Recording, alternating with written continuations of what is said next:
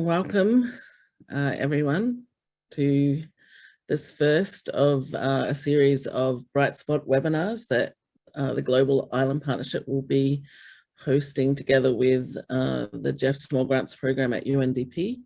My name is Kate Brown. I'm the Executive Director of the Global Island Partnership, and it gives me great pleasure to kick this off with some very short introductions to our amazing speakers that we have. We really focused in these Bright Spot webinars on lifting up the voice of local implementers into the national and global policy space. And we plan to do these types of events together, as I said, with Jeff Small Grants Program and with the support of the government of Italy. We've had bright spots in our DNA for quite a long time in the Global Island Partnership, and Jabal, a little bit later in our program, will talk about these more fully. But for me personally, this idea that we all have solutions, ideas and things to share is fundamental. And all of our Bright Spots presenters have important stories to share. We are pleased at all of the people who have joined us today to hear from them and share their own knowledge as we try to navigate a future filled with many challenges. Through all of these, we have these beacons of light, these bright spots, and today we will celebrate them. So we're joined by, as I said, a series of speakers who will help us launch this first event in our Bright Spot series. And this one is actually focused, as you would know, by joining on biodiversity. And it really is coming the week after the first phase of the 15th Conference of the Parties to the Convention on Biodiversity, which took place last week in China. And without further ado, I will introduce the Executive Secretary of the Convention on Biodiversity, on Biological Diversity, Ms. Elizabeth Maruma-Marema. She previously had roles as the Executive Secretary of the Convention on Migratory Species. She also directed the Law Division at UNEP across a long career. I also wanted to take the opportunity to acknowledge her recent award, the IUCN World Commission on Environmental Law Nicholas Robinson Award for Excellence in Environmental Law. And we really congratulate you for winning that very recently. And I'd also like to acknowledge the role of the Secretariat of the convention, which has had a seat on the board of GLISPA since our founding, and with whom we've had a very long and productive collaboration that has benefited islands. And we look forward to strengthening this. So you have the floor.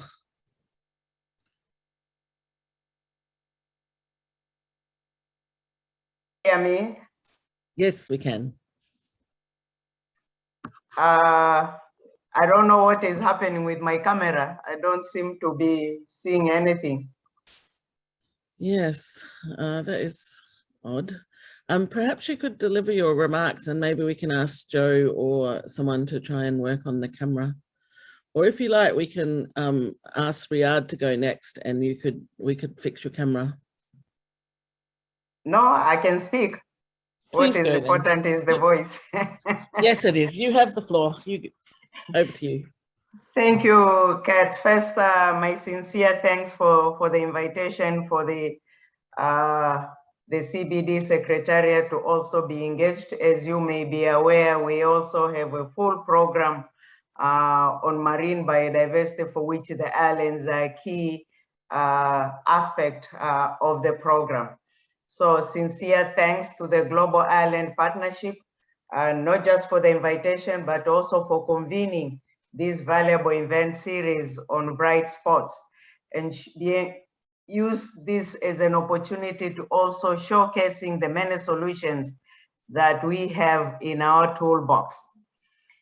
As global trends in biodiversity loss continue to worsen, and we know the recent statistics are not encouraging at all, clearly being told biodiversity loss has reached unprecedented levels in the history of humankind, it is very easy to be pessimistic about the future. But of course, we cannot afford to do so, as we hope to change the tide for biodiversity, not only for the billions around the world who are adversely affected or impacted by biodiversity loss, but the future generations who need the critical services that biodiversity provides in order to survive and prosper. We know biodiversity is what gives us the food we eat, the water we drink, the air we breathe, and many other perspectives. And if we link that even to climate change, it is also the major carbon sequester supporting climate change and also contributing about 37% of climate mitigation and adaptation. So indeed, biodiversity, very important, and one cannot underscore that importance also for the islands, specifically, which this partnership is focusing on. And we know in the case of islands specifically, which are facing some of the severe impacts from ecosystem degradation, so such a global partnership helps to give hope to the islands in terms of those solutions which can be taken to reverse the situation. Yes, we have seen that despite the dire situation, island communities have had some of the most forward-looking and solutions-oriented and around the world. And actually, just a few minutes earlier, I was even reading the summary of the recent reports, which I understand is the first ever in the world, looking at, this report was looking at coral reefs and the impacts of the biodiversity loss on coral reefs, but also providing hope because some of these reefs seems to be adapting even to the warming situation. But that does not mean that's the end of it all. Actions still need to be taken, and therefore this forum is important in that scope.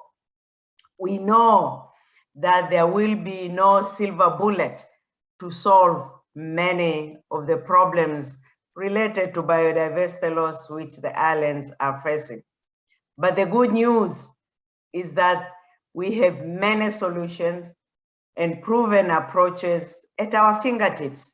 We simply need to find them, support them, and scale them up to the level of the ambition that needed to change the tide for biodiversity. And this is where the global partnership rightly comes in, to be able to use the partnership with all the partners to upscale those solutions which are already available so that others can learn from and emulate from and be able to use them in their day-to-day lives. And the work of the GLIPSPA and partners in helping to bring attention to these bright spots is especially valuable also to our parties to the Convention on Biological Diversity, who, as you know, are currently developing the post-2020 Global Biodiversity Framework, which will be a blueprint with goals and targets, leading us to the long-term 2050 vision, living in harmony with nature, but to the short term by 2030 targets to be accounted and hopefully changing the wave by 2030 in terms of reaching those numerical targets which are also already provided in the framework. And this is where we are looking forward to even strengthen our collaboration with the global partnership in terms of working with the island states for the implementation of the post-2020 Global Biodiversity Framework when it is adopted.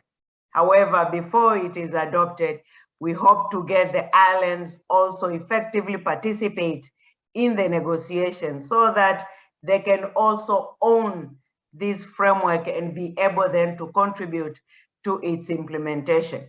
And if one reads through the framework, we'll see that the islands will have major contribution virtually in each and every target provided there, be it for meeting the people's need, be it for sustainable use of biodiversity, but more so also equitably being able to share the benefits accruing from biodiversity and therefore achieving the objectives of the convention.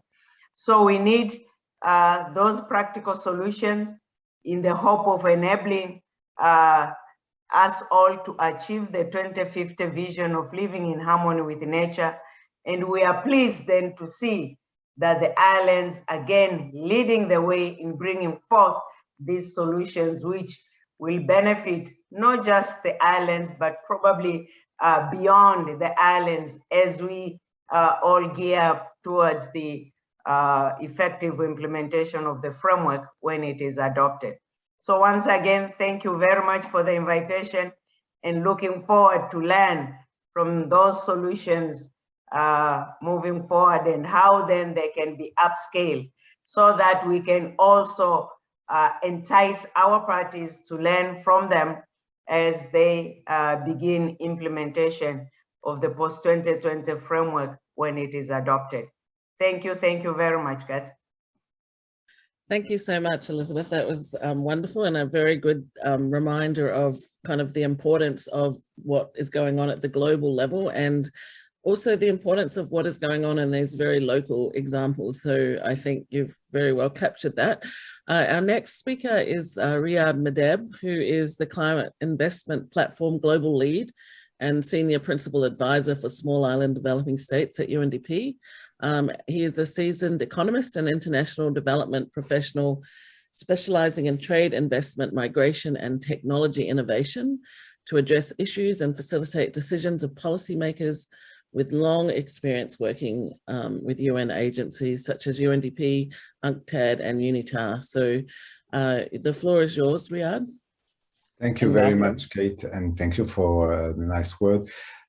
Distinguished colleagues, panelists, and guests, it is my pleasure for me to deliver this welcoming message for this first episode of the Island Bright Spot series, discussing the important and timely need to preserve biodiversity in small island developing states. So as mentioned by Kate, my name is Riyad Medeb. I'm the Senior Principal Advisor for Small Island Developing States in United Nations Development Program. And we spread across the ocean and seas of the world. Small island developing states are remarkable for their diversity, as mentioned previously by our colleague. From the rugged mountain of Papua New Guinea to the coral reef of Kiribati, and from highly urbanized nations like Nauru and Singapore to most rural in St. Lucia. Seas are also home to some of the world's richest biodiversity and unique endemic species. Their biodiversity is critical for the ecosystem services that they provide to the population, holding immense cultural, economic, and societal value for the island communities. While islands constitute less than 5% of the Earth landmass, they provide habitat for 40% of listed critical endangered and endangered species. More than 80% of known species extinction have occurred on island. Protecting this biodiversity is essential for sustainable development. Seas across the globe face common social, environmental, economic vulnerability. With small land areas, then they tend to rely heavily on import for food and energy at high cost given their remote location. Climate change and its impact are often more intensely felt in SIDS due to the susceptibility to natural disaster and their geographical location. Most recently, the COVID-19 pandemic has highlighted the deep complexity of the future SIDS face, with increasingly complicated, multidimensional, and interconnected challenges. At such a critical moment, the United Nations Development Programme is proud to work closely with the communities in SIDS for decades to support their green transition through the GEF SGP program. With extensive presence covering 50 SIDS, our network of 7 UNDP multi-country offices located in Barbados, Fiji, Guyana, Jamaica, Mauritius, Samoa, and Trinidad and Tobago, we operate also in 12 other countries standalone. With UNDP Rising Up for SIDS is a unique service offer and wide-ranging portfolio program specific to SIDS, having an estimate annual value of $466 million. It helped countries to advance their national development priorities during the pandemic recovery and beyond. Aligned with the Samoa Pathway, Paris Agreement, and the 2030 Agenda, the offer helps SIDS safeguard and accelerate progress for their people and ecosystem.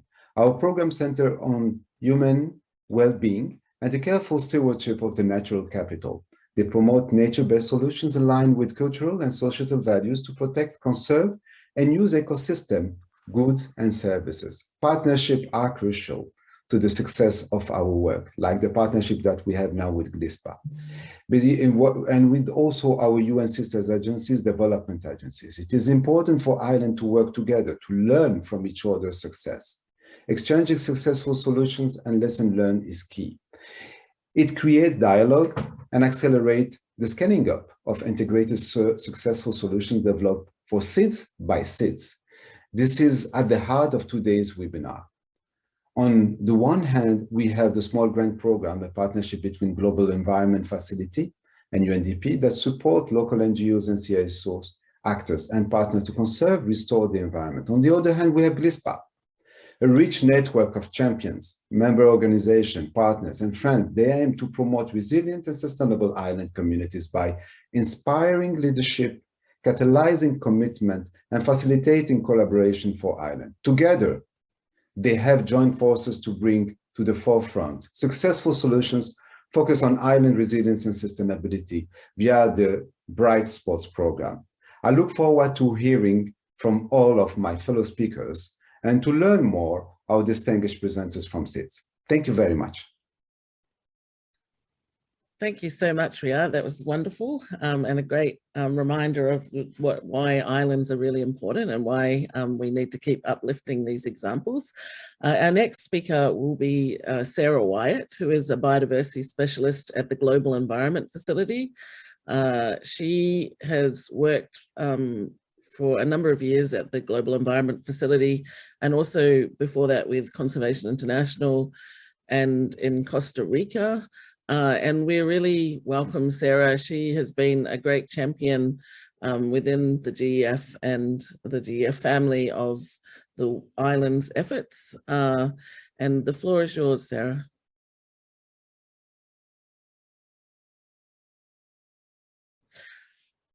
I think you're on mute.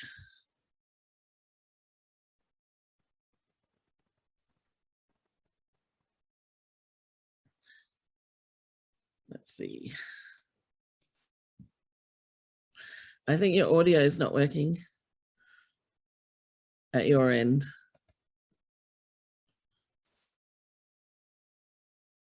Oh, that's funny because, yeah. No, that's odd. Why would that be? Maybe, maybe what we can do, Sarah, is move to the Bright Spots presenters and come back to you once we see what the, you may need to restart your computer because that's usually what that issue. Oh, I can hear you now. You can? Yeah. Okay, good. Thank you. Sorry for that.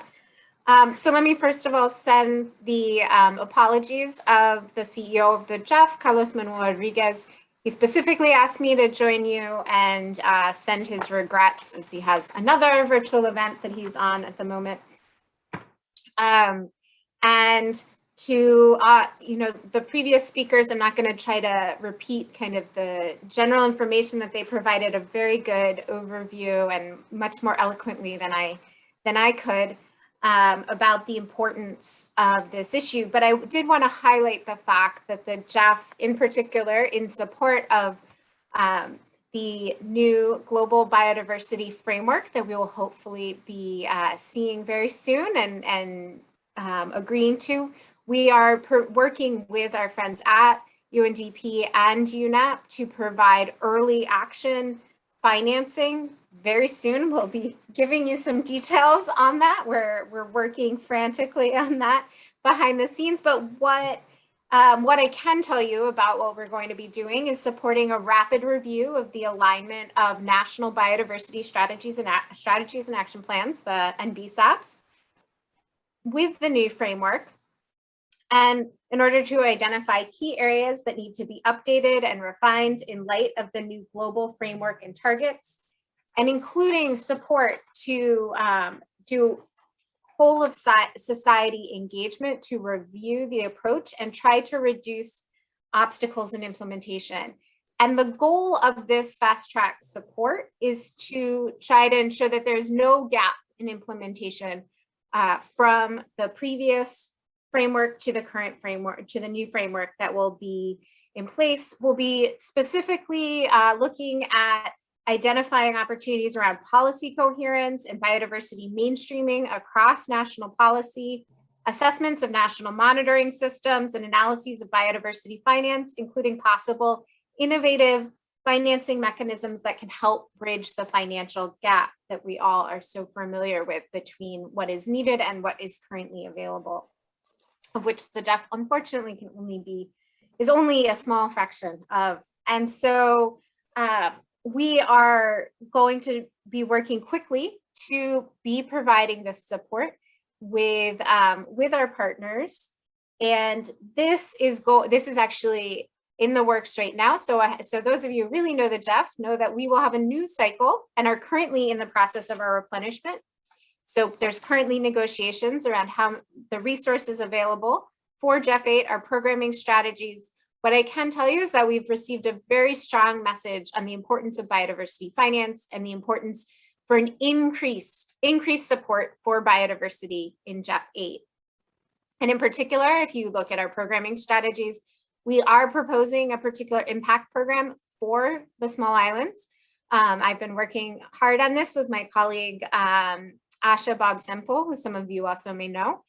And the work that we're proposing there is to support policy coherence, national planning, and mainstreaming of biodiversity in the areas of tourism, food systems, and urban systems, as well as supporting overarching global support to SIDS that includes things like technical support that sometimes can be really challenging from a simple kind of contracting and bureaucracy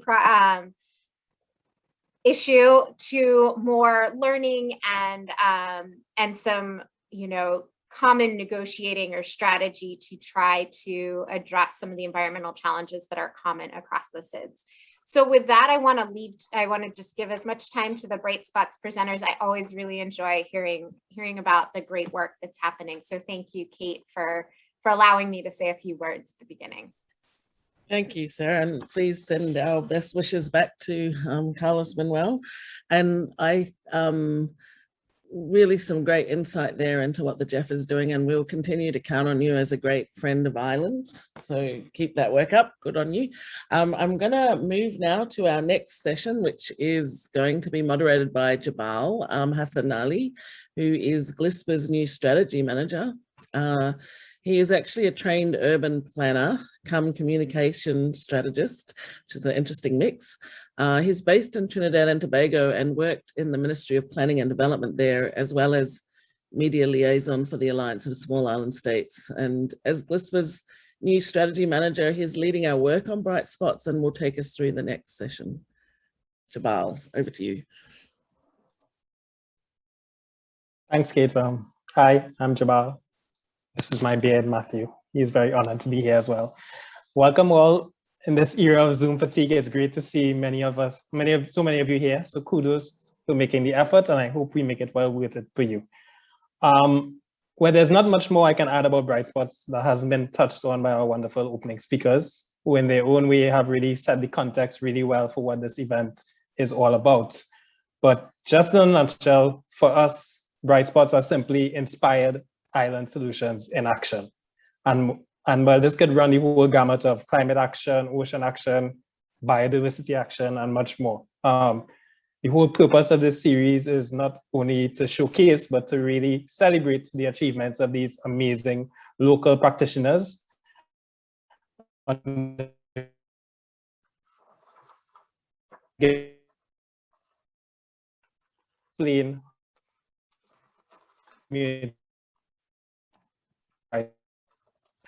Community by support. To really delve into the hard work it entails to sustain these Bright Spots in the long term, and perhaps more importantly, are given a chance to directly address influential policymakers and let them know what they can do to help make the lives and work of these bright spot practitioners a little easier in the future. So in that sense, I'm really looking forward to not only to the presentation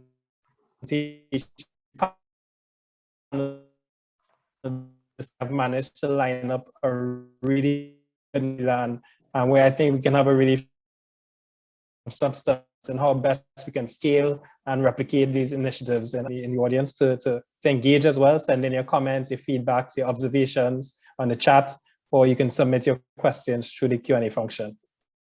This is just the beginning. The plan is to continue have these events in the margins of major international meetings. Our next one is planned during the Climate COP on November 6th. That one will be hybrid, so look out for more details on that. And they will all follow this similar template that we're piloting with this very important episode 1. And we hope to improve any teething problems as we go forward. So we look forward to your feedback on that as well. Finally, I just want to say this event series is just one part of the picture. We really want to make the exposure of Bright Spots the heart of what we do at GLISPA, and this means a whole relaunch of our online presence, a new website where we hope to feature engaging content that further celebrate the bright spots you are introduced to today and beyond, and also provide a space for those persons to nominate bright spots of their own, and we have vetted through our Bright Spots working group comprising of members within the partnership. For this episode in particular, I really want to send a special thank you to our partner, the Jeff Small Grants Program, and our members, RARE and the Climate Strong Island Network, for helping us identify and secure the participation of such amazing, inspiring speakers. So stay tuned for all these exciting developments and much more. We hope to have the new website launched next month, probably late November. But in the meantime, if you haven't already, we want to urge you all to subscribe to our mailing list so you can be apprised of all these developments. So that's it in the chat there. And yes, without further ado, I want to let us get to the main part of the proceedings that we all came to see, the showcase of our wonderful biodiversity bright spots. And to kick things off, we'll start off in the beautiful Seychelles with conservation biologist, Dr. Elvina Henriette. Now, unfortunately, Dr. Henriette is our only bright spot presenter who is not able to be here in person and take part in the panel discussion later. It's not her fault, we couldn't have the event at a suitable time for everyone, and she kind of got the short end of the stick in that regard. But she also has the longest presentation, I think, so that's a plus, because it's testament to how great the presentation is. When it came in, we was like, we can't cut any of this, it's all really good. There was no fat, so I think you guys will enjoy it a lot. But first, a little bit more about Elvina. Her main interest is the research and conservation of the biodiversity of tropical ecosystems, with the aim of addressing biodiversity loss through practical measures for the conservation and sustainable use of biodiversity and biological resources, provision of biodiversity information for decision-making, filling gaps in knowledge, and contributing to the understanding and appreciation of nature. She has expertise in biodiversity inventories, rehabilitation of degraded ecosystems, including burned forest lands, mangroves, and coastal forests, restoration and population recovery of endangered island bird populations, and rehabilitation of their habitats. The secondary interest is conservation education, with the aim of finding ways to communicate science to the people and engaging them in environmental issues to build ecological awareness and an appreciation of their local environment. I think she accomplishes both those goals through her work in this Bright Spot intervention. So without further ado, Dr. Henriette. Good day. My name is Dr. Elvina Henriette from Terrestrial Restoration Action Society of Seychelles, safeguarding the Seychelles biodiversity through community-led rehabilitation programs. Our actions are focused mainly on Praslin Island, where forest fire is the main factor threatening biodiversity and livelihood on the island. Over 40% of Praslin has been affected by forest fires and are considered to be degraded. The problem is getting even more serious with changes in climate, which is being manifested through longer drought periods and less rain. There are several consequences of forest fires, mainly the loss of forest cover. And when this happens, the rains leads to an increased level of soil erosion. And the sun basically bakes the soil, causing it to be hard, compacted, and making it very difficult for the rain to infiltrate through the soil, which leads to less water in our rivers. And definitely these kind of consequences threaten the livelihoods of communities living downhill of those degraded lands. TRAS decided to set up a long-term rehabilitation program for us to educate and raise awareness of forest conservation and the importance of rehabilitation of those degraded lands, and for us to put in place several projects to rehabilitate our degraded ecosystems.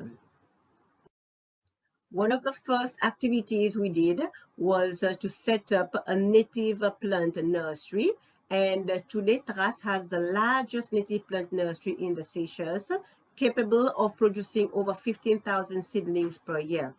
We are the leader in native plant propagation in the Seychelles at the moment. Before we do any rehabilitation, it's very important for us to remove invasive plants from the sites.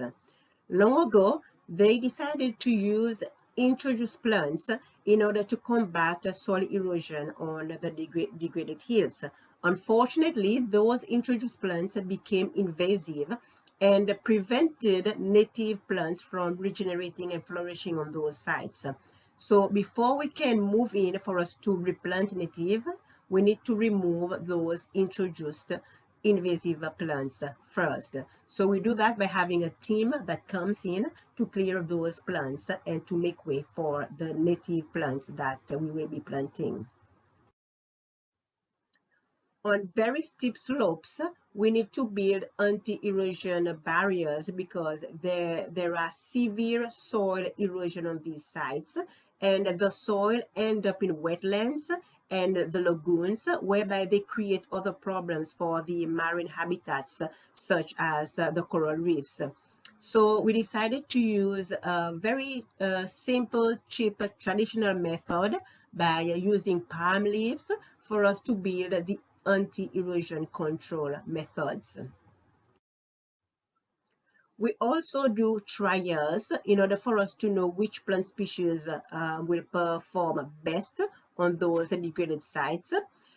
We also do the trials for us to find ways to break and loosen the soil to make it softer for the plants. We add charcoal and organic matter to the soil to make it more fertile, and we also lay palm leaves onto the ground to produce mulch to protect the soil from the sun, but also from intense rainfall that will cause soil erosion. After we've done all those preparatory activities, we move on onto the planting on those sites, and we normally do those by engaging with communities from Pralé, Mahé, and also the other islands. And the volunteers are basically from various organizations like the schools, the hotels, the banks, government officials, etc. Rehabilitation is also done in mangroves and coastal forest, whereby we rehabilitate those ecosystems that are also important, and whereby we have also introduced species that were not found on Pralé in order for us to enrich the biodiversity of those mangrove ecosystems. We also protect the plants by using wraps around them, which protects them from predation from the native animals, which otherwise will eat all of the seedlings that are planted. So by doing this, we have managed to increase the survivorship of the mangroves. So this is an initiative that is working very well, simply because we managed to put in place various components for its success. So there are a couple of critical ingredients, I would say, such as the use of performant native plant species, which we identified through various trials that we did. Soil enrichment is another important component for us to improve this infertile soil. We developed planting techniques that are very important as well for us to maintain. This is to give you an example of a mangrove ecosystem that was rehabilitated. So you can see the before and after. So there are various challenges that TRAS is facing in its quest to rehabilitate those degraded ecosystems. Of course, funding is a major one, and we need funding for us to be able to upscale those good initiatives to the other sites. We also need to continually engage volunteers because it's a way that we can also cut down on cost.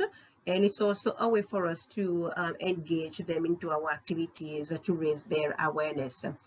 Like I mentioned previously, invasive plants and the long-term maintenance of those sites are challenges that we need to deal with. It is very important also for decision makers, but also for funders to understand that biodiversity conservation and rehabilitation is not a short-term endeavor. It is comparable to a lifestyle that needs to be maintained and sustained permanently. And this is why TRAS focuses its actions within the same areas over long periods of time in order for us to achieve our long-term objectives. So with this in mind, I will thank you for your time and for your attention, and I wish you a good continuation. Thank you.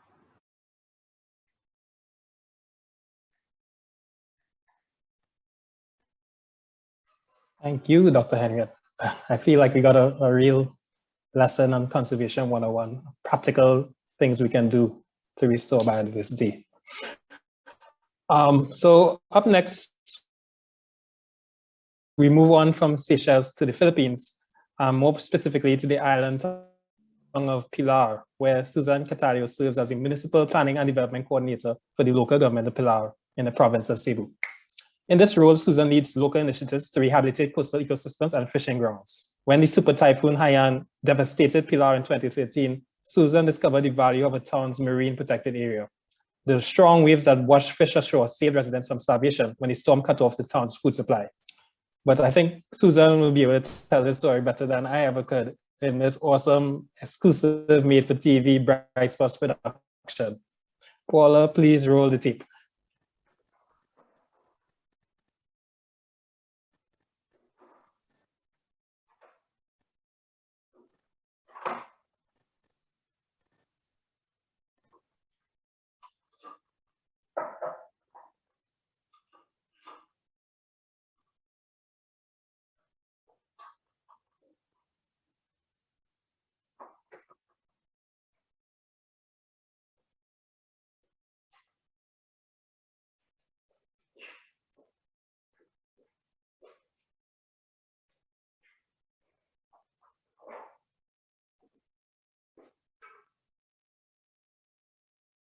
Participants of these events on the Convention of the Biological Diversity COP15. I am Susan Catalio from the Philippines, promoting protection and conservation of the marine and coastal resources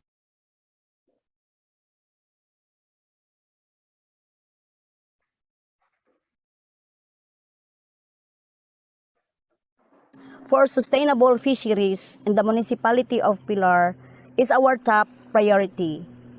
Amidst the challenges we are facing nowadays, we are hoping that our stories to share with you will inspire all island communities all over the world.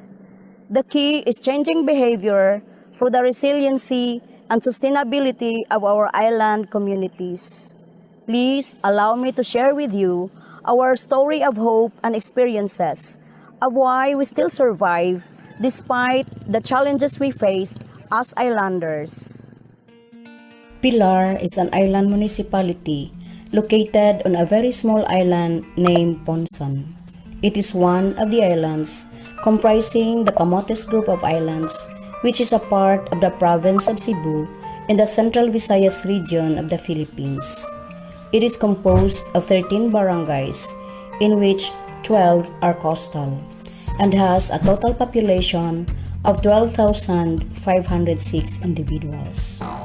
The island's relatively small size and its geographical location made it and its community vulnerable to climate change and to natural disasters like typhoons, storm surges, long droughts, and heavy rainfall. When Typhoon Haiyan happened in 2013, Pilar was one of the severely devastated municipalities. For us, it was the strongest typhoon ever recorded on the island. Almost all houses were destroyed, and the livelihoods of farmers and fishers were seriously affected.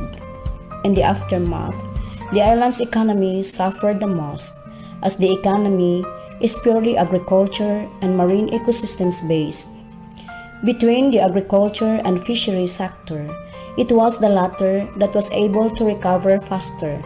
Based on our experience, it greatly contributed to the recovery of the local economy. The reason behind the resiliency of our fishery sector is the existence of healthy coastal and marine ecosystems, wherein the local government unit has invested more efforts to protect and conserve, as we looked at it as one of the best strategies to prevent and mitigate the impact of natural calamities and climate change as well. Our vast mangrove area has been protecting us from typhoons for many decades. Our efforts on coastal and marine protection and conservation includes, among others, the establishment of climate-smart marine protected areas, particularly the three major marine ecosystems, namely the mangrove, seagrass beds, and coral reefs, provided a big help to the island's community resiliency. Then the strict implementation of the fishery and related environmental laws supported the consistency of implementation of the protection and conservation initiatives. We conducted massive information, education, and communication campaigns using social marketing strategies to increase the level of community awareness on the importance of the network of marine protected areas and larval dispersal studies to gain people's support and eventually change their behaviors as far as the utilization of the coastal and marine resources are concerned. In a way, changing illegal fishers into star fishers.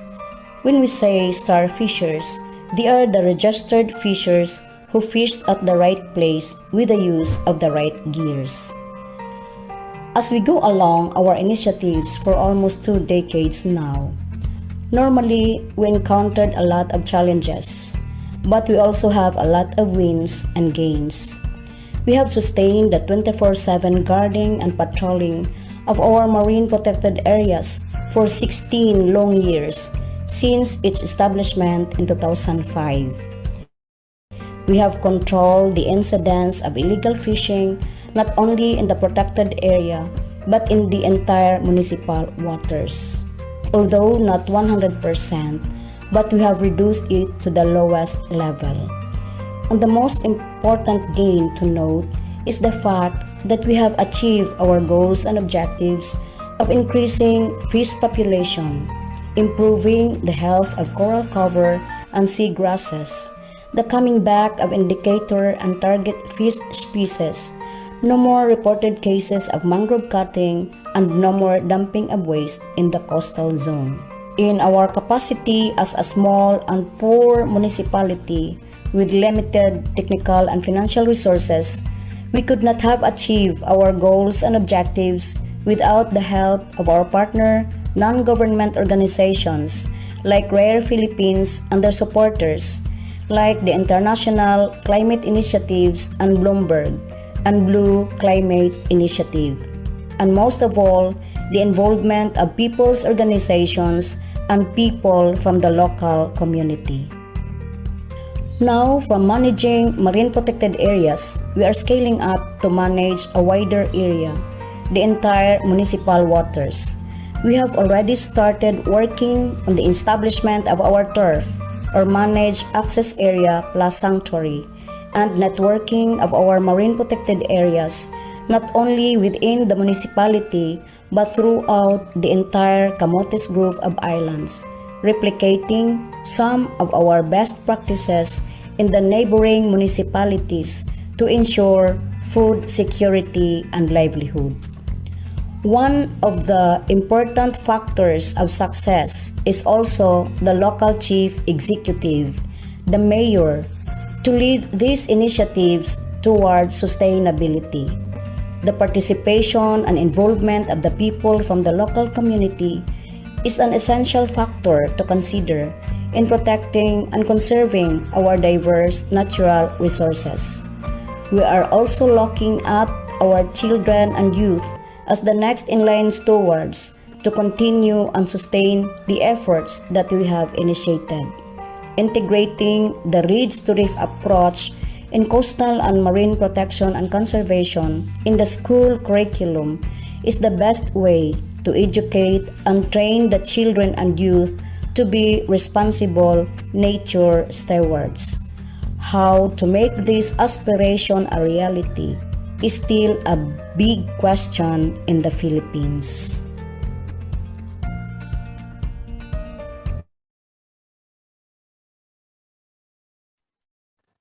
Thank you, Susan. The children are indeed the future, as Whitney Houston once said. In case you were wondering, although the presentation is pre-recorded, Susan is with us today and will be on the panel. So if you have any questions for her specifically, be sure to send them in Q&A.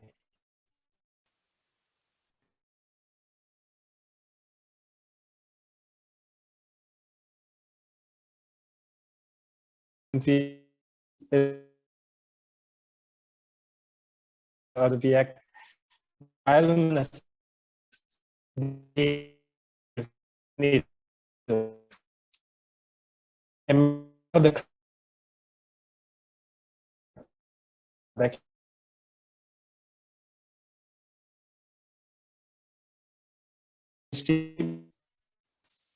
Ms. Marquez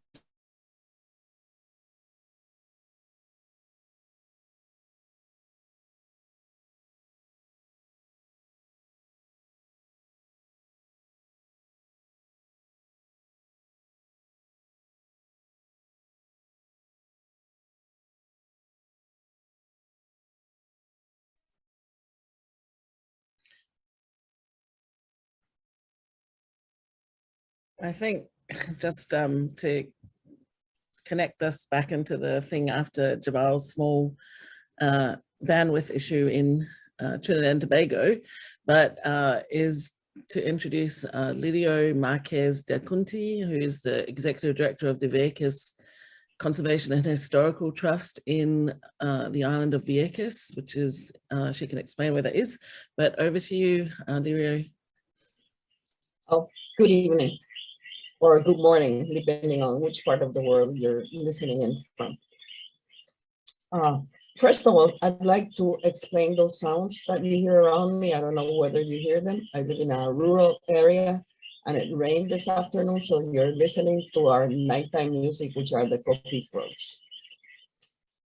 Greetings to all from the island municipality of Vieques in the Caribbean archipelago of Puerto Rico. I thank CLISPA and the organizers of this event for having invited me to share our work and learn from the other participating island organizations. The bioluminescent Bay of Vieques is considered by some the brightest in the world because of its high density of the bioluminescent plankton Pyrodinium byamense. The images that you see on the right-hand side of the slide, both the photographs and the video, are from the nighttime glow of the bay when you stir the waters. This spectacular ecosystem is a source of pride for the community and the main attraction for the tourism-based industry of our island, on which many families depend directly or indirectly. The surrounding mangrove forest is a vital part of this ecosystem. On September 2017, Hurricane Maria, with 155-mile-per-hour winds, stormed through the Antilles, destroying everything in its path, including the mangroves that line the bioluminescent bay. Growing nearest to the water, the full impact of the winds and the storm surge generated by the hurricane destroyed our red mangroves. The red mangroves lost all their leaves and were decapitated, what is known as crown loss. When this happens, the red mangroves die because they don't grow new shoots like other trees. The other 3 mangrove species in our forest, black mangrove, white mangrove, and bottom mangrove, also suffered, but not as much. Assisted reforestation was necessary, since natural recuperation can take as long as 30 years. Next slide, please. As soon as the hurricane passed, we were determined to restore our mangrove forest. With the support of VCHT members, academia, local staff of various government agencies, local businesses, and local and stateside foundations, a nursery was built to propagate mangroves for the reforestation effort. This effort also created local jobs and economy, supremely important in a small island such as ours. The nursery, which runs on solar energy, is also a demonstration site for local and visiting students and adults. Next slide, please. A specialized system for growing red mangroves under an inundation regime with varying degrees of salinity was designed by a Viequense biologist. Seeds and seedlings of the other 3 species are grown in soil with controlled irrigation until they are big and strong for transplanting in the bay. We harvest propagules and seeds from the same forest. It took about 1.5 years after the hurricane for the remaining live mangroves to begin to produce propagules and seeds. And it takes approximately 6 to 8 months in the nursery for them to be ready to be transplanted in the forest. Currently, we have over 2,000 mangroves at different stages of growth in the nursery. In the forest, tasks include planting, documenting, replanting, monitoring relative humidity and soil temperature, among other field work. This year, we have planted over 500 individuals and will continue to do so for the following years. Next slide.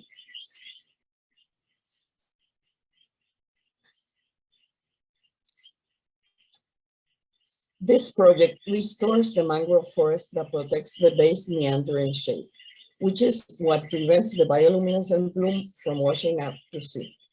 The bioluminescent pyrodinium also needs nutrients from the mangroves to survive.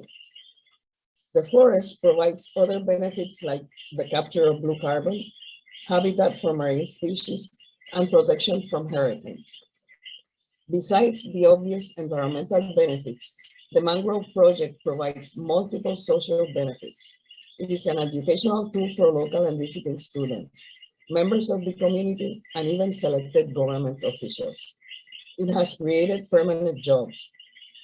At least 3 Viequense small companies have been hired as short-term contractors at different moments, and many of the supplies have been purchased locally, which in a small island is surely an important contribution to the local economy.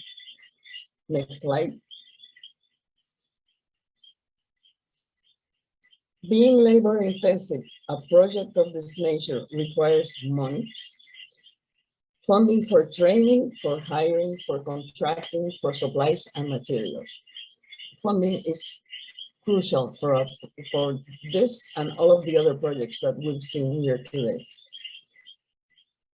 This is a project, but it also requires time, because this is a project that develops within the time scale of nature.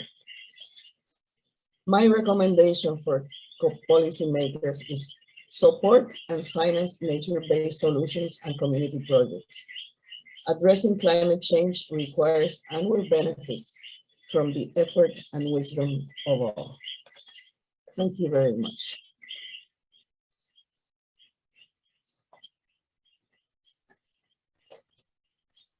Thank you, Lirio. That was great. And sorry, apologies still for breaking up before. Again, if any questions for Lirio, please put in the Q&A function or keep the convo going in our chat box. But now let me get back to proceedings with our final Bright Spots presenter of the night. Last but certainly not least, Ms. Kibla Soladov, hailing from the small island nation of Palau. On the one hand, a small island nation, but on the other hand, a large, powerful ocean state. Kiblas has been part of the SGP family since 2013, where for nearly 9 years, she has managed the Palau SGP in a role of national coordinator. During her tenure, she has worked for more than 40 organizations and community-based organizations, programming close to $2 million US. She has a master's degree in Pacific Studies from the University of Canterbury in Christchurch, New Zealand, and a bachelor's degree in anthropology from the University of Hawaii, Hilo in Hawaii. She is married with 2 boys, 6 years old and 2 years old. Kiblas is also a local musician that has been performing in small venues since 2007. So maybe if there's time after the presentation, she can treat us to her musical talent. One can only dream. Kiblas, the floor is yours.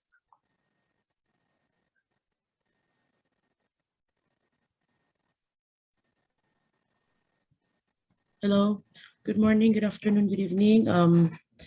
I am speaking on behalf of the Coral Reef Research Foundation, which is a local NGO in Palau.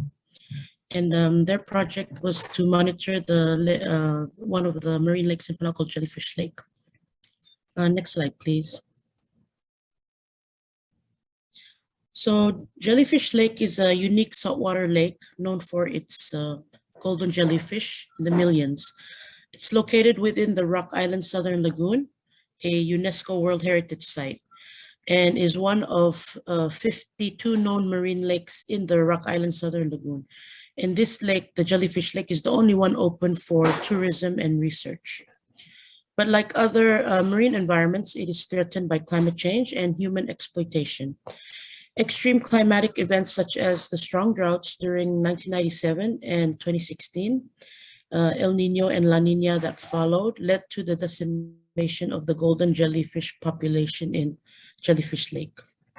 So the intervention was, the project took place during 2016 of the El Nino. And at this time, the foundation was running out of funding support to monitor the site. So it was through the Small Grants Program. They continued monitoring during this critical time to increase our knowledge of how the extreme climatic event affected the lake and golden jellyfish, and the events that followed to allow the recovery of golden jellyfish. It continued a dialogue with policymakers, government and traditional leaders and stakeholders, tourist agencies on this important area of biodiversity that also serves as an important economic resource on the jellyfish collapse and recovery and the importance of the lake's management. The other intervention was to conduct outreach program to increase awareness of the lake among the Palauan youth. Next slide. So why this bright spot works is that during the 2016 El Nino, the spotlight was on Jellyfish Lake as the golden jellyfish disappeared. This affected the tourist industry and local government as revenue decreased because tourists were not going to the lake. So the role of the Coral Reef Research Foundation was to monitor the lake and jellyfish population for their research. But they also gave talks to the government and traditional leaders, the tourist agencies and schools. So as a result, they did a year of monitoring that continued the 18-year data set. They connected science with policy by engaging with the state government of Koror, both the executive and legislative branches, the chiefs, the House of Traditional Leaders, and the 15 different agencies that work and are involved in tourism. They also were able to reach 431 students from 14 different schools, and they were able to build the capacity of 2 Palauan women for the project. Next slide, please.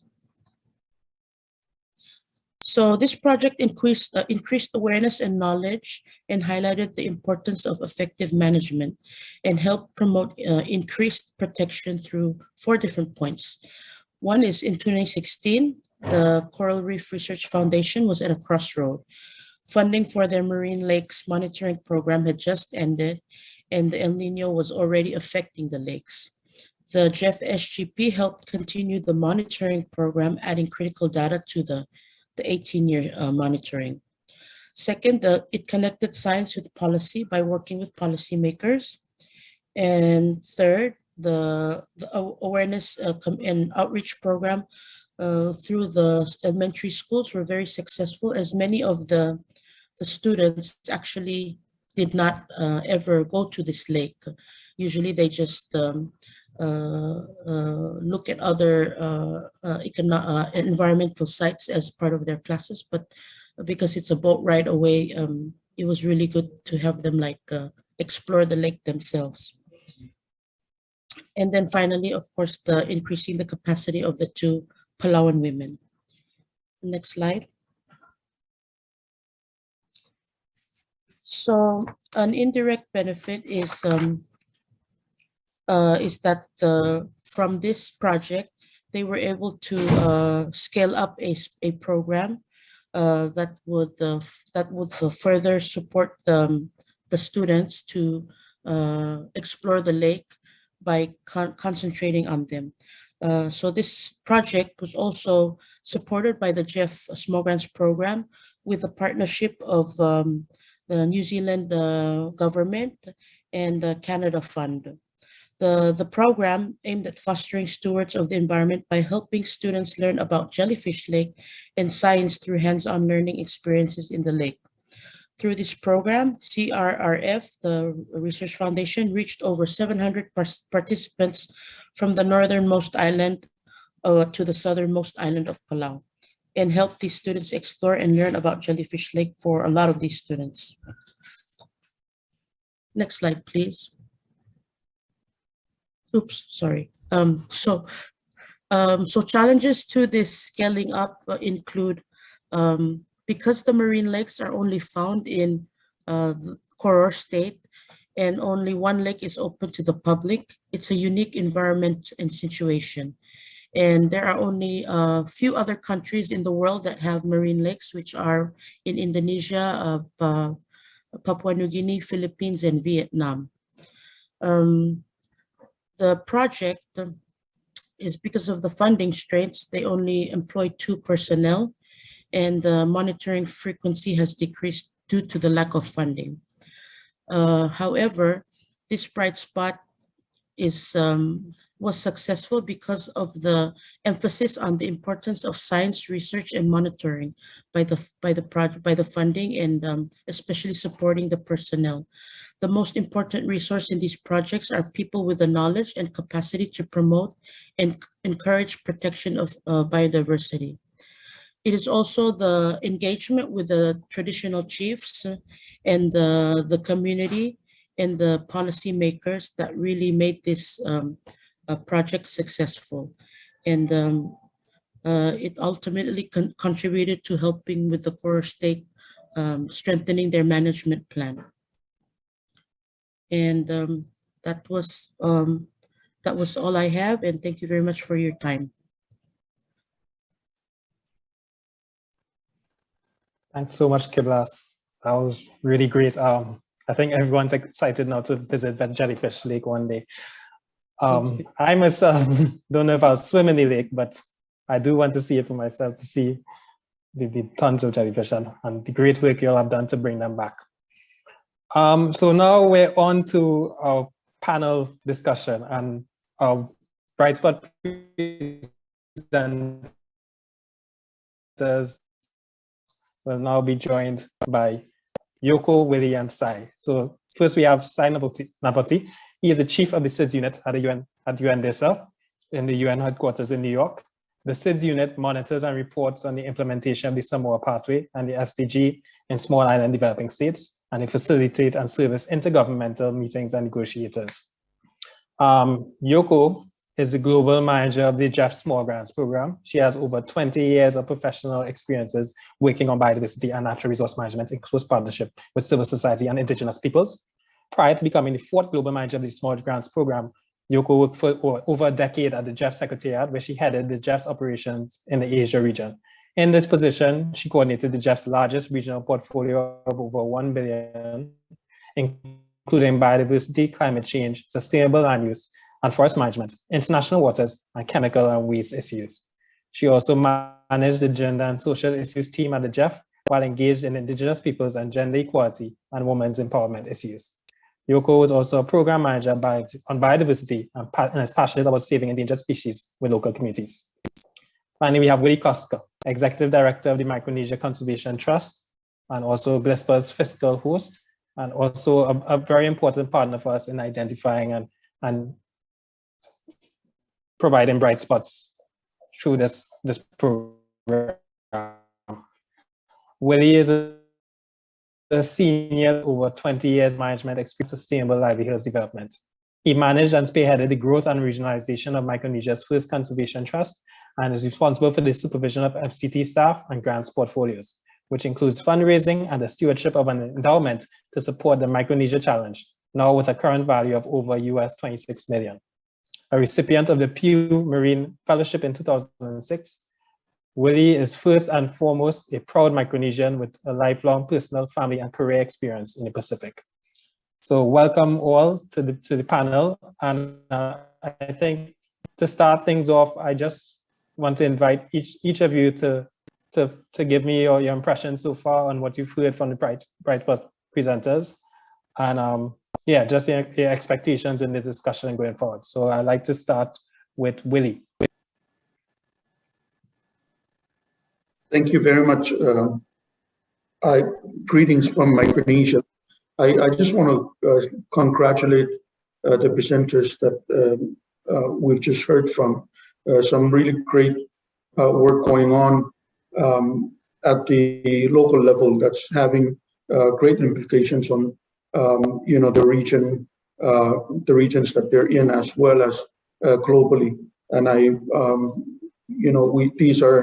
there's a lot of lessons that we can learn and we can scale from all these great projects that we've just seen presented. So thank you very much.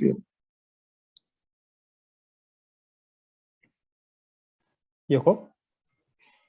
Great. No, thank you very much. No, it's been a really impressive alley of bright spot presentation. And what I can say is that we're really excited that with this partnership between the GF Small Grants Program at UNDP and GLISPA, we're really trying to bring up all these great, approaches and tools that are proven on the ground to the policymakers, so we can influence also the policy decisions, such as very important contribution towards the SDGs, the Sustainable Development Goals, as well as post-2020 Global Biodiversity Framework, climate change, like Paris Agreement and all. And even though each of these initiatives are small, as you can see, the impact is very, very significant. And these lessons can be replicated and scaled up in many other places around the world and make a huge difference as a collective force. And I really think that local communities are really key partners among the governments as well as private sectors and others in realizing these global commitment. And I think these bright spots really provide that sort of energy and the movement that we can bring into the global arena and the global forums. Thanks, Yuko. Hello, Sai. What do you think so far? Well, good evening to you too, Jabal, and congratulations on this new appointment. On behalf of DESA, I would like to also express a very good evening to all the colleagues. Definitely, I agree with both William and Yoko on their observation. These are tales of successful initiatives that are driven by small islanders. And as people who monitor the implementation of the Sustainable Development Agenda for small island states at the global level, these stories are encouraging. And I'm very happy to be part of this conversation and be able to share my thought or two on the initiatives that that were expressed today. And I am sure from what we are learning every day through initiatives such as this and conversations such as this offered through this platform, numerous good example of grassroots initiatives are being undertaken in small island developing states. Not many of them are known globally or even nationally, but they are having real benefits to the people concerned, and more importantly, to the environment in which they live. So we're very encouraged, and thank you very much for inviting us to participate, Jabal. Thank you, Sai. Well, I want to start off my first question to the Bright Spot presenters themselves. A common insight I noticed that the three of you have identified is that genuine community buy-in is critical to the success of any Bright Spot initiative. I know each intervention and community is unique, but from your own personal experience, can you delve a little bit more into the specific engagement tools and techniques that worked well in your situation in one, initially connecting with the community and drawing out that local area knowledge that we know is vital for successful intervention, and two, sustaining that interest thereafter so that there's community ownership and the Bright Spot can last. So I want to start with Lirio and then Kiblas and Susan. First of all, I was pleasantly not surprised because, but it seemed I was very happy to see that in all of the presentations, most of the things that all of the community presenters use to involve their communities are very similar. We are all doing very similar things. Most probably because we are all part of the community.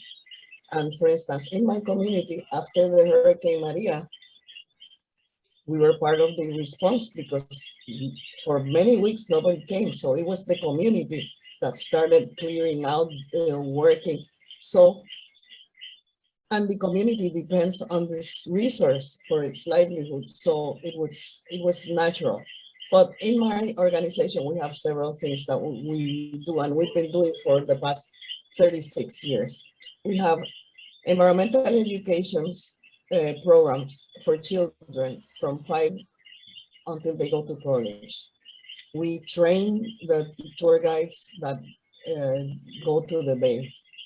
We have conference series. We organize fairs and we organize activities for the community, where we speak about the value of our natural resources, because sometimes when people see things every day, their surroundings every day, they don't realize how threatened they are or how valuable they are. So these are some of the things that we do. We do outreach in all of the schools of the island every year, all year long, but we also have summer activities for children and youth, which are fun, but they are citizen science workshops as well. Thanks, Lirio. Kiblas? Yes, just reiterating my colleague, that the community engagement is very critical. In this particular project, the engagement with the resource owners, in this case, the chiefs in the state government, and how the lake was managed was a very critical component of how they were able to reach out to the youth groups and the schools as well. That was very critical. And I think generally for the small grants program in Palau, I think one of the tools that we always use is the cultural appropriation of engaging with the community, knowing your place and how you empower them, and then they become really a part of the participation in the process. Yeah, I agree. Young minds are easier to mold than people who are past that age. But I guess older folks as well, it depends. Susan? For me, the most important factor to consider is leadership and good governance, and getting all stakeholders on board and involved in all stages of project implementation. By good governance, I mean balancing ecological well-being and human well-being, because a hungry community is resistant to change. And in order for our initiatives to sustain, we have to change the behavior of our people in terms of natural resource utilization. That's all. Totally agree. I think that local champion is very important. And like I saw from your presentation, the mayor seems very hands-on scuba diving and really involved. And I think that really helps in making a successful intervention.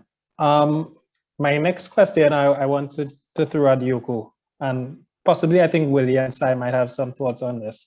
But another common insight that has emerged from all our Bright Spot presentations is the need for sustainable finance to continue the good work. The value of entities such as Just Small Grants can be overstated in providing that initial seed funding. But for many of these initiatives, what can be done to take these bright spots from the discrete project level to something more programmatic? How can donors, funders, governments be convinced to continue to invest in programs that have these very long-term horizons in terms of measurable results? I mean, never really achieve a return on investment when considered in the context of traditional economic metrics. Great, no, thank you. Excellent question. In terms of scaling up of these communities, somewhat smaller initiative to a larger influence to policy and programs, I think there are 4 pathways that we have learned in Small Grants Program. The first is all these initiatives really require a long-term commitment and engagement, like Lirio actually emphasized in her presentation too. But what we do usually is that we don't just end with one phase of our initiative of 2 years support. We go with a sequence with capacity building in the beginning, and then next to really demonstrate on the site, and then also have maybe the successful approach and tools to be replicated and scaled up in the next phase as a larger sort of replicated and scaled up version of that program. So a long-term engagement like SGP has been in many of the countries over 20 years, and we're actually celebrating the 30-year anniversary next year. And that kind of long-term, I think, support and capacity building is really a key and at the heart of Small Grants Program support on the ground. The second point that I also wanted to emphasize is that linking up and partnership. So we can't do these initiatives by ourselves, and you really need to link up with other partners like private sectors and governments and others. And we have concerted efforts doing that. And for example, the one that has been highlighted in Seychelles, Elvina's program that we supported from the Small Grants Program for the rehabilitation has been scaled up with Adaptation Fund to work on climate change adaptation on a national scale. And the TRAS, the Elvina's group, have been center in sharing that knowledge and experiences. And also this was replicated into the GEF Ridge to Reef full-size project. And the team that has been capacitized with the initial grant of SGP is now replicating that in a larger scale program at the national scale again. So I think those partnership is another key element. And then the third part that I really want to emphasize is the policy linkage and the policy influence.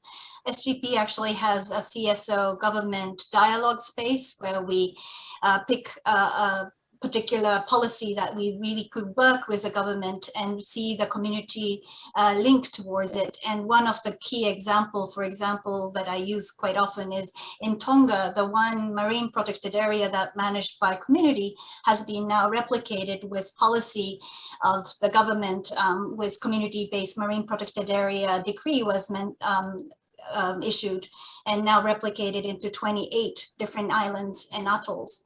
So that's, I think, is a really important element in terms of policy link. And the last but not least, the knowledge sharing and South-South cooperation.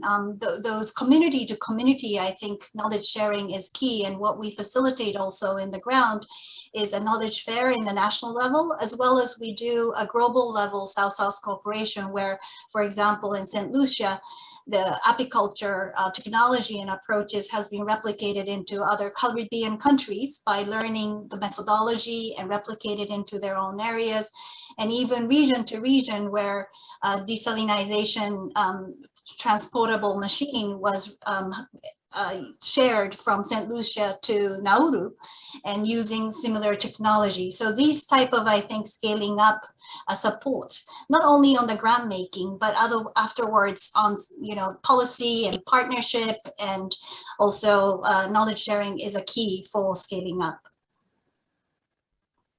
Thanks, Yoko. Very comprehensive.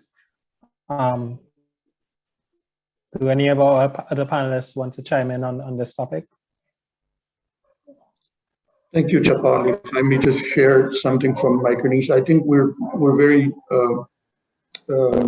fortunate that the leadership in Micronesia sees the value in scaling a lot of the local initiatives that are going on, and that's why they committed to the Micronesia Challenge initiative to be able to scale a lot of the work that's going on within the communities, and not just scaling them, but also building the sustainable mechanisms around the Micronesia Challenge initiative, which includes the strengthening of the Micronesia Conservation Trust itself to becoming an accredited entity to the Green Climate Fund and the Adaptation Fund, and the ability to bring resources from all over the globe. Also with the establishment of the Micronesia Challenge Endowment Fund, as well as the National Protected Area Network funds that are also contributing to the sustainability of these local efforts. And in addition to that, we really are focused on capacity building, because we need the new generation of champions of environment. The work is, which we started a few years back with the internships and fellowships and the scholarships that we provided, and the young emerging leaders who are coming back and taking over many of the programs here, is really being able to sustain the local efforts. And so we've gone from project-based individual initiatives to a larger programmatic approach, where the Micronesia Challenge is supporting a lot of these local initiatives. And we're very happy that the Global Island Partnership and GFSGP now are partners with us on the Micronesia Challenge and supporting to move these things forward. Thank you. Thanks, Willie. Going back to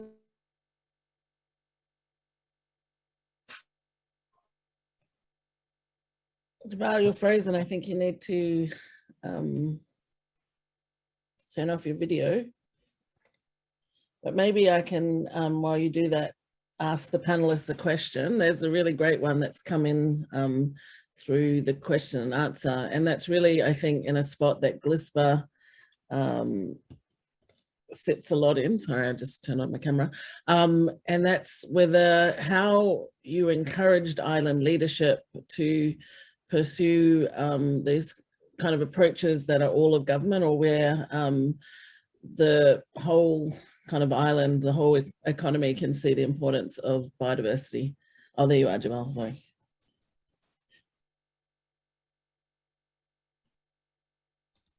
So does anyone want to have a go at that question? I think, Susan, you had some important insight in terms of dealing with things at different levels.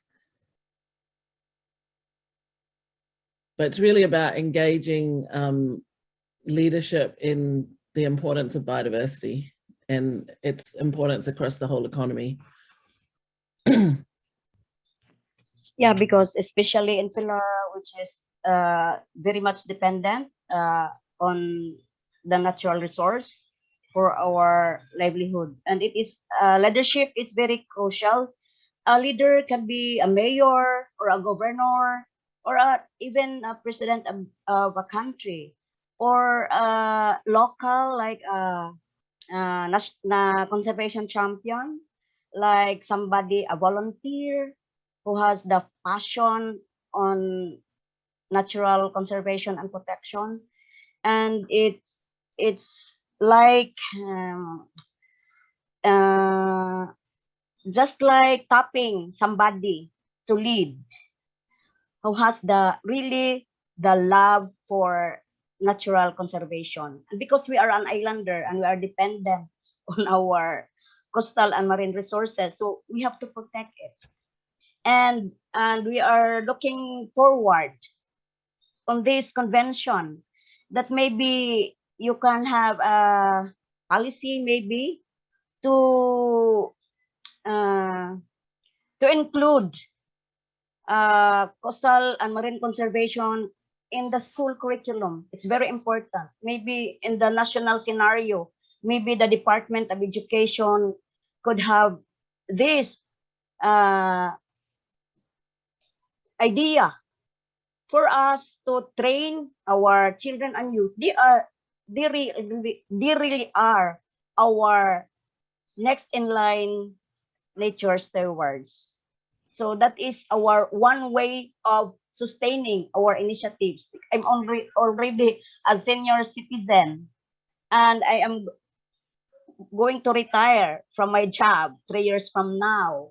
But my passion is, as long as I live, I will work on natural conservation and protection. Oh, that's awesome. Thank you so much for that answer. And Jabal is back online. Yes, sorry about that. Yeah, I know we're pressed for time, but I really want to throw a question to Sai about, because Yoko mentioned the importance of that South-South cooperation. And I think these bright spots are proof of concept that islands indeed have the expertise and they know how to benefit other islands with their innovations and shared experience. So how can we strengthen that South-South cooperation and provide opportunities for island specialists to gainfully share their technical expertise in much the same way that consultants from larger, more developed non-island jurisdictions are afforded those opportunities? Yes, thank you, Jabal. I'm glad that you can connect with us from Trinidad. This is a very good question indeed, and I think Yoko mentioned it, and I was very interested in it. Now, South-South cooperation. In order for us to get to understand this cooperation well, we must know what it is in the first place. What is South-South cooperation? And it'll be remiss of me not to quote what is agreed to by the international community, by member states. And this was agreed to during the United Nations high-level conference on South-South cooperation that was held in Nairobi back in 2009. Member states said South-South cooperation is a process whereby two or more developing countries pursue their individual or their shared national capacity development objectives through exchanges of knowledge, skills, resources, and technical know-how, and through regional and inter-regional collective actions, including partnerships involving governments, regional organizations, civil societies, academia, and the private sector for their individual and or mutual benefit within and across regions. Now, South-South cooperation is not a substitute for, but rather a complement to North-South cooperation. I need to underscore the tail end of the definition, where South-South cooperation is complementary to, but not a replacement of North-South cooperation. This is what member states want us to clearly articulate so that everybody understands. I say this because the Samoa Pathway, which contains the Sustainable Development Aspirations and Priorities of Small Island Developing States, that document at paragraph, if I recollect accurately, 99 or so, repeated the same sentiments from the Nairobi outcome document. And South-South cooperation, of course, in the Samoa Pathway, went on to recognize that partnerships, general durable partnerships, will play an important role in advancing sustainable development by harnessing the full potential of engagement between government at all levels, business, civil societies, and a wide range of stakeholders. And the Samoa Pathway went on to say that partnerships are effective instrument for mobilizing human and financial resources, expertise, technologies, and knowledge, and can be a powerful drivers for change, innovation, and welfare. What we've heard today, in one form or another, are partnerships. Partnerships between the small grant scheme of the global environmental facilities together with the project of these national countries who have tell us the stories. It's a partnership between different society and different players within that. So these are the type of things that the spirit of the partnerships that the Samoa Pathway is trying to advocate are also filtering through under the whole umbrella, so to speak, of South-South cooperation. And also, it might be of interest for us to note that the Sustainable Development Goal itself stresses the importance of South-South cooperation. And we all know that Goal 17, revitalize global partnership for sustainable development, and in particular, places emphasis on the critical role of South-South and triangular cooperation in achieving the SDGs. We know that also the targets for South-South and triangular cooperation are set for technology, that is target 17.6, and in capacity building, target 17.9, in which all countries have committed to achieve this. Now, I want to say also that the Paris Agreement also recognized this notion of South-South cooperation. So South-South cooperation, as was alluded to earlier by Yoko, and as you are asking me, Jabal, is an important enabler for development, particularly for small island developed states. So then you ask, what do we need to do to encourage more South-South cooperation? One, in my view, humble view, change of mindset. We need to better understand what South-South cooperation is to benefit fully from its diversity. There are no systemic widely available information on trends and patterns of South-South cooperation to help partner countries to better predict and target it. And there is a lack of monitoring and evaluation framework to assess its strengths and weaknesses so that the partner countries can best choose what suits them in the long term. So this we need to tighten. And also our efforts in advocacy, such as discussions such as this and platforms such as this, and others that are carried out by other stakeholders, this also is a good platform for this change of mindset. Then we need a systematic approach. South-South cooperation now occurs often in an ad hoc manner, lacking a systematic supporting mechanism. Often, one leader from one country shake another hand of a leader from another country, and they said, okay, good, let's do this project together. And they do it, and that's it. There are no systematic approach. South-South cooperation also need to move beyond knowledge sharing and to deliver lasting partnerships and concrete results that benefit people's life in the long run. Integrating resources and expertise from various sectors are the key. South-South cooperation needs a global marketplace where all partners can access demand and supply, playing to each other's comparative advantages and forming partnerships to deliver the result. There are two other aspects which I think could contribute to this, and that is maximizing development benefits from various modalities, and also to develop capacity to achieve truly equal partnership. I keep emphasizing partnerships because for small island developing states, as we see from all the presentation today, they all said, and it was interesting for me to note that they were all citing the same challenges, and that is lack of funding and insufficiency of manpower, of resources, human resources, and things like this. So all of this, we can improve on it, Jabal, to answer your question, is to establish for ourselves genuine, durable partnerships, one that is based on the principles of ownership, national ownership, mutual trust, transparency, and accountability. Thank you. Thanks, Sai, for such a substantive answer. You really schooled us just now. And yeah, I agree with you totally. And I think that, yeah, thanks very much. Unfortunately, we are over our time, so I'll have to close the panel. And I'd like to introduce next Dr. Helena Jeffrey Brown, who will do our respondent session.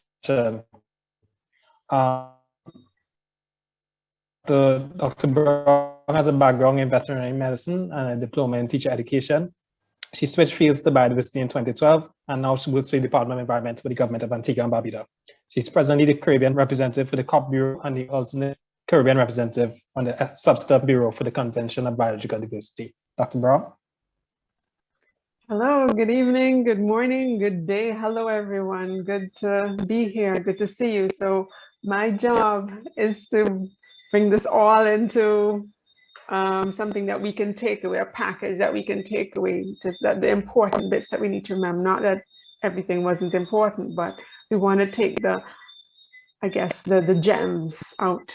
So just my brief overview of this evening. We started out with our 3 bright stars from CBD, from UNDP, from Jeff. We were reminded about the critical services provided by our ecosystems, providing us with food, water, air, shelter, everything. Our livelihoods, especially in islands, our survival depends on the critical services of our ecosystems.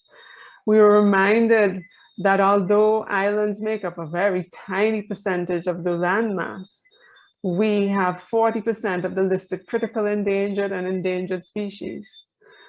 We were told that, yes, there's help coming, there's going to be early action financing, and there'll be a rapid review of our NBSAPs to align them with the new Global Biodiversity Framework, to making sure and helping us, giving us support to do this necessary job, because I was always wondering how we're going to do this, but we're assured that this is going to happen and it's in the works already. And the idea would be to include a whole of society approach, which is really important, which was highlighted by our bright spot stars, which I will mention in a few minutes. We were reminded about that our innovative financing mechanism we supported, and we would get, as small islands, help, technical help for policy coherence and mainstreaming, for technical support. So we started very brightly and with great hope. And then we went on to our fabulous 4, who told us about the hard work that they're doing on the ground and gave us that extra push, that extra energy to know, yes, they're doing it and they were successful, so everybody else can do it too. And so just to hit on Alvina from the Seychelles, she spoke at length about restoring her degraded ecosystems, looking at her burnt hillsides all the way down to her mangroves, and the work that was done. And she highlighted the importance of the science-based, the monitoring, the important data that they gathered to know what plants to put there, ensure that they were native, and the importance of removing of the invasives and the problems the invasives had caused. And she made sure that she did all her trials and all that work was done. And they had anti-erosion measures. But the thing that struck me with the anti-erosion measures, they were traditional measures. So she took the traditional methods that the local communities use, and this is what they used in this process to make it successful. They looked at soil enrichment techniques and taught communities how to do it. She engaged the communities in the work.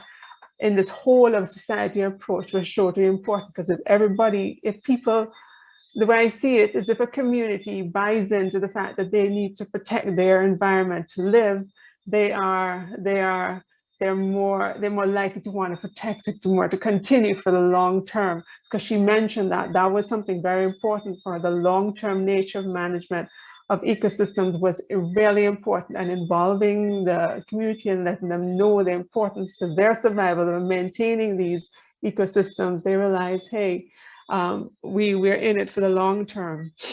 There was so much more, but I can't talk about all that. But then again, she emphasized the need for sustainable, predictable finance. Our friend Susan from the Philippines, I'm so amazed by this powerhouse. She spoke, she emphasized, she made sure that we heard her say that making sure our marine ecosystem, making sure that they're resilient, is important, not only for our survival, but for our livelihoods, for every aspect of the community. And in Pilar, she spoke about the 16 years of patrolling to make sure that they change the behaviors of the local fishers and all the people working and living in the areas, to make sure that they were adhering to the principles of the protected area and making sure conservation was tantamount to sustainable uses was maintained. and to make sure that their marine ecosystem at the end of the day, their seabeds, their mangroves, their coral reefs were resilient. So anytime that typhoon came in, the next week they're up there doing their, fishing and going about their daily lives. It made a big difference. And then they're replicating that process. And thank goodness for Suzanne and her powerhouse attitude. I hope that when she retires, there's someone equally powerful to help to replace her, because it's so important having great leaders like her in our world. Thank you, Suzanne. And Leo from Vieques, so good to hear your story. You spoke about the importance of the conservation and with the work you did in mangrove nursery, and the importance of community involvement and education and getting everybody involved, the whole society, for getting the volunteers, getting students, getting foundation workers, all the governments, the academia, local agencies involved. But you also mentioned something a bit different from everybody else. You spoke about using local suppliers. One of the many tools in this toolbox that we have here, moving towards reversing biodiversity loss, is importance of sustainable consumption and production. And that starts with using local products, trying to figure out what that can be and starting there to help us. She mentioned local suppliers as being important in her process. So thank you, Leo, for raising that extra point that we may have missed before. And Kiblas from Palau, thank you. Thank you for your story, and thank you for, I didn't know that we had these golden jellyfish and we can swim because they won't sting us and all will be well. Yeah, thank you. We're looking forward to going there. And you spoke about the importance of research. The element that you added to this beautiful story that was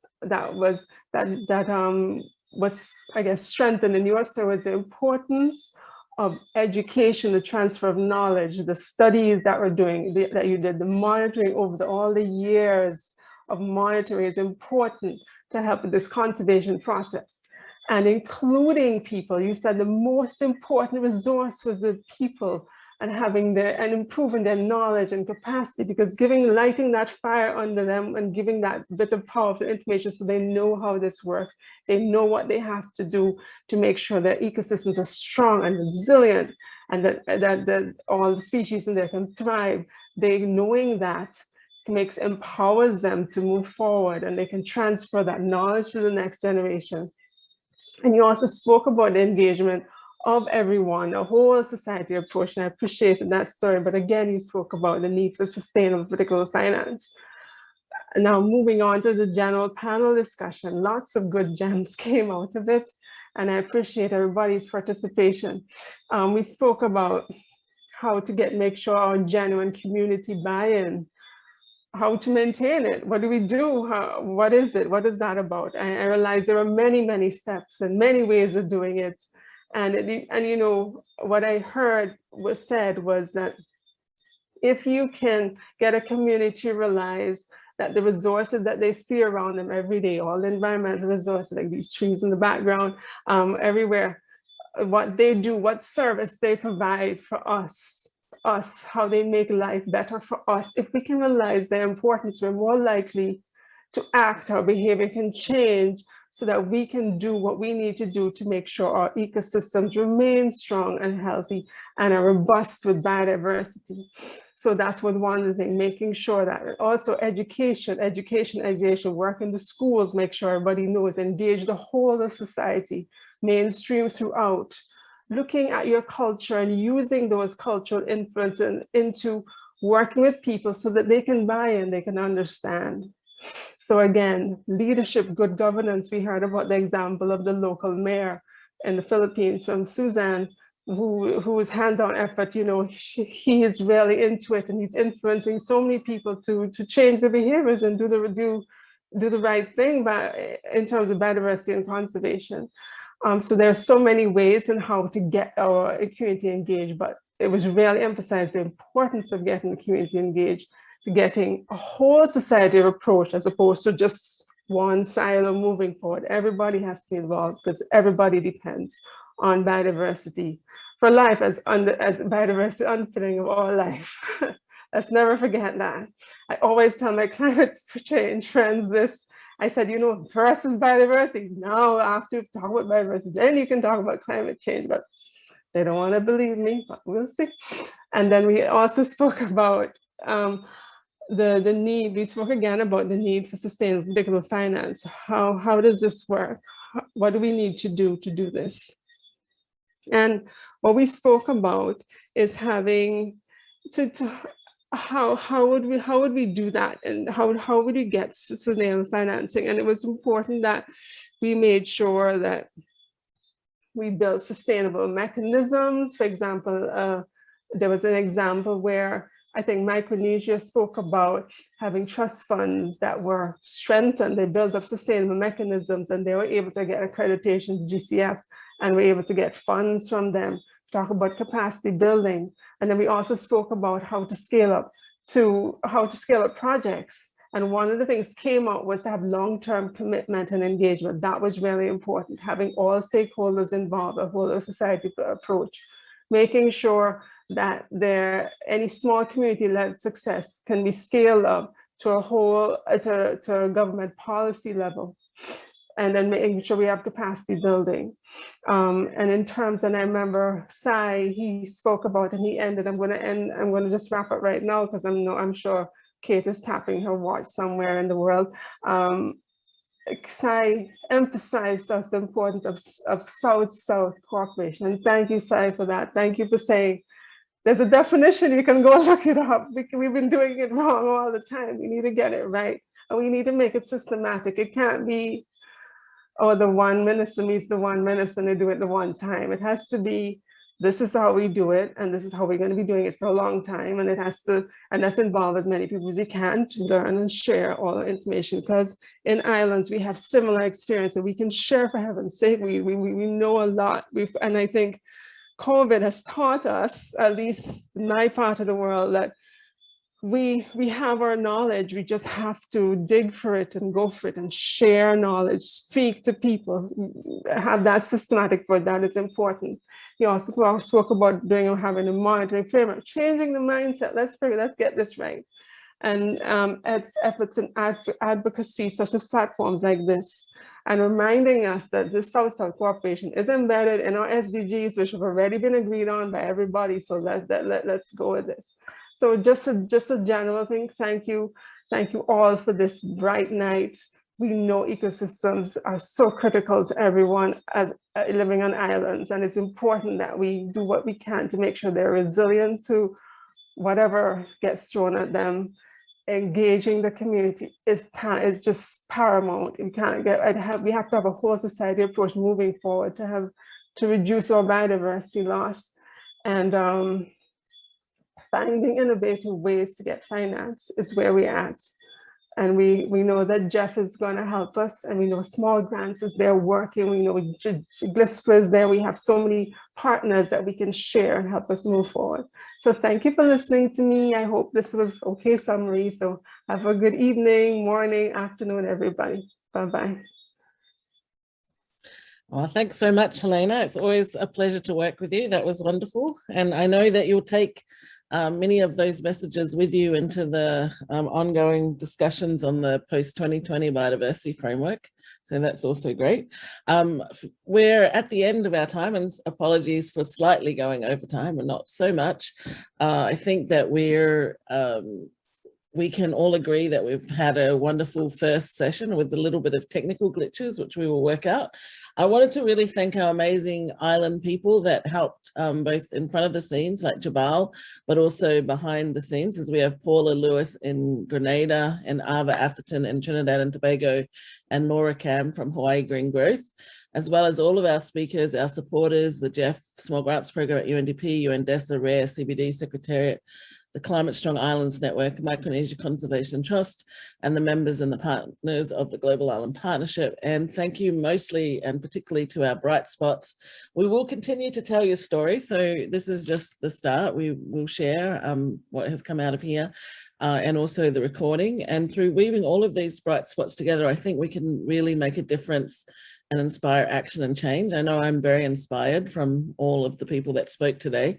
And look out for news in our on our next event in the series, which will take place in about 3 weeks or 2 weeks during the climate COP, as Jabal said earlier. It'll be a hybrid event and we'll focus on food security, coastal fisheries and climate change in SIDS in particular. So if you want to watch that online, you will be able to, and then there'll also be people in person in Glasgow. So wonderful, thank you very much everyone. And we look forward to seeing you on our next event. Thank you very much, all the best. Thank you. Thank you, everyone. Thanks, everyone. Thank you. Thank you. Good night. Good morning. Bye-bye. Good day. Bye-bye. Thank you. Good day.